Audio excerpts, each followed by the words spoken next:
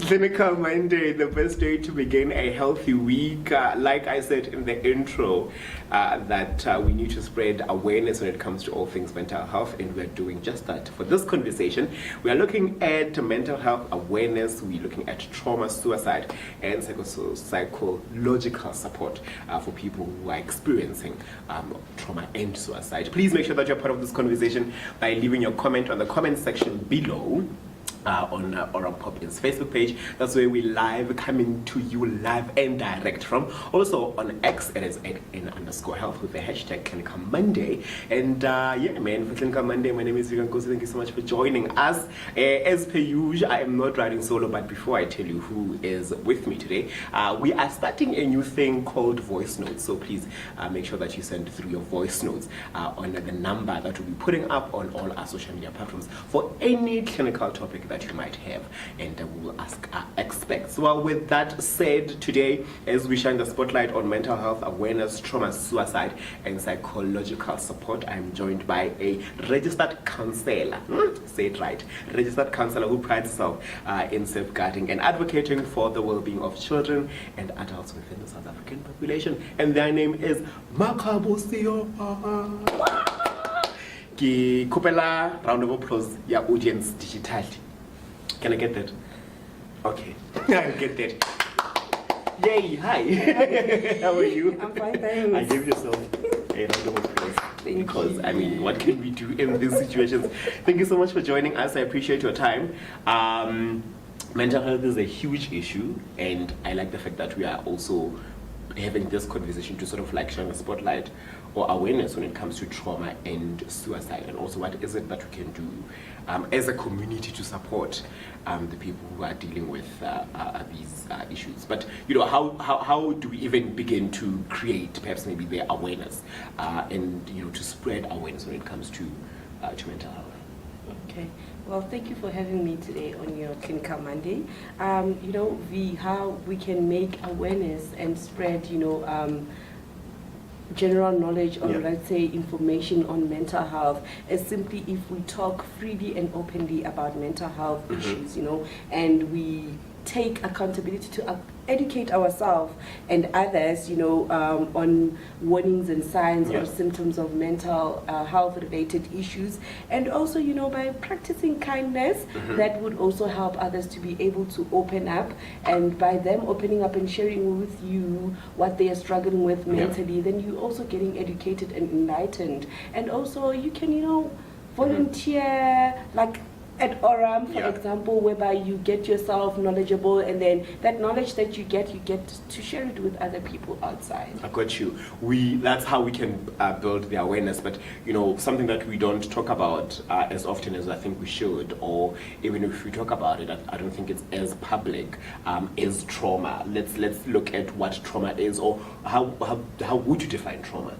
Well, I would say trauma is when one experiences a very stressful or frightening or even a distressing event that they are unable to cope with, and you know, have difficulty with managing what is happening because it's outside of their control. You know, it could be an incident whereby it's just a once-off incident, or it's an ongoing event that happens for a long period in a person's life, and those you know, experiences can include physical injury, emotional shock, or psychological distress. Yeah, and I think trauma sort of like has stages or types or kinds.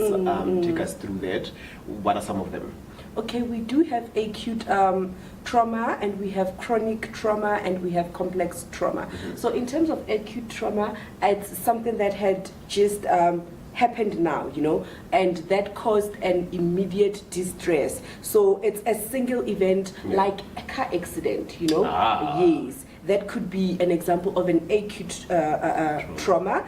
or even a natural disaster. You know, when people go through floods, they go, yes, and then they face what we call acute trauma, because it's something that just happened that caused them emotional distress. And then we have chronic trauma, which it's defined or can be explained as a prolonged, repetitive, stressful event. You know, for example, this is an ongoing situation that happens more than once, you know, frequently, such as domestic violence or ongoing abuse. Ooh. So, and like I said, you don't even think that domestic or gender-based violence, so actually we don't even know what trauma is or how to define it or the kinds.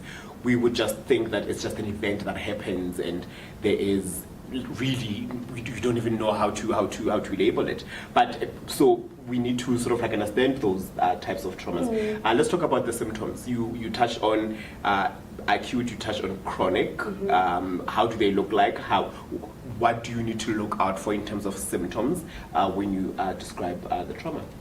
Okay, we also need to understand that how a person reacts to trauma. It depends, you know, on the type and the severity of the traumatic event. You understand?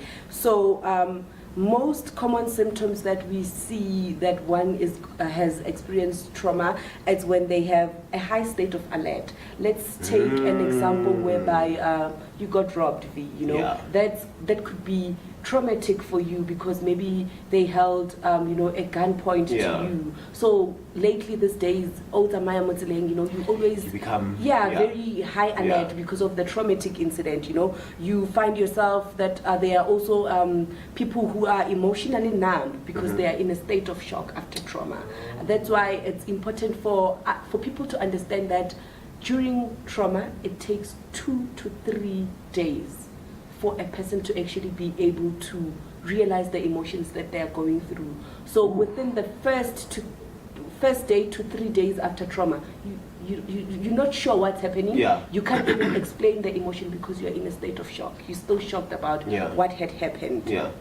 And also, again, you might find people who, you know, are very stressed, fatigued, anxiety because of what had happened.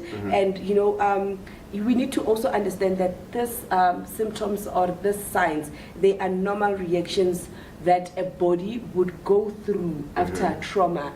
And that's also part of the healing of the trauma. You need to experience those emotions, those anxiety, those, you know, state of shock, those being alert, so that you are able to recover from the trauma. Hectic. And also, you know, if we were to look into, you know, the signs of trauma, we have psychological impact. Trauma can also impact people psychologically in a terms whereby they would have emotional responses, which are triggers of emotions like fears, you know, your sadness, your anger, feeling helpless, you know, feeling like you are panicking or you are in shock. And trauma can also affect you cognitively in a way whereby you find that it has affected your level of concentration, your ability to remember things. What? Yes. That's a bit scary, but happy is a question. The only audience. The only audience. Go ahead. No. Like, you know, I'm actually listening to what Makgabo is saying, and at the same time, I'm thinking about so many cases that are unresolved. Because the statement was not taken properly. And I'm making that statement because Makgabo said it takes up to 3 days, right?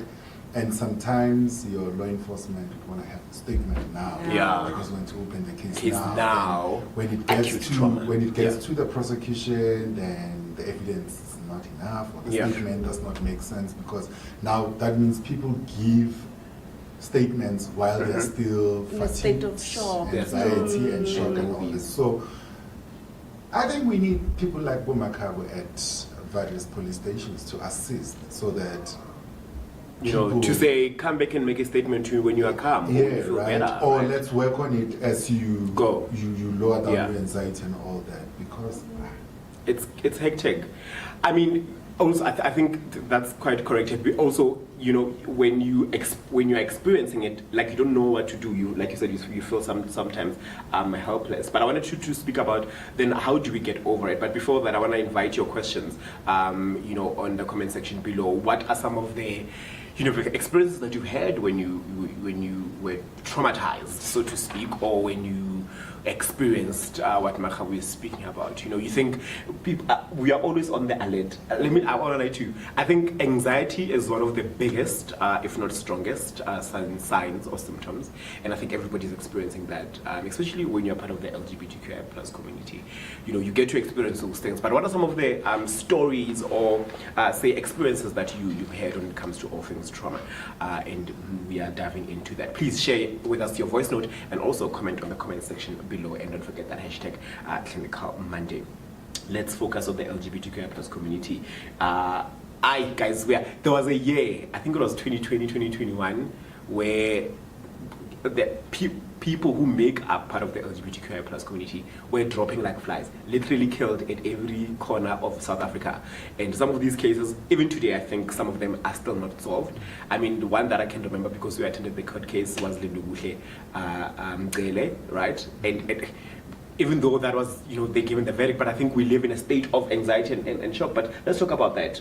Commons, or how common is it for people who are part of the LGBTQI? Well, I think it's very common for the LGBTQI community, to experience trauma. I mean,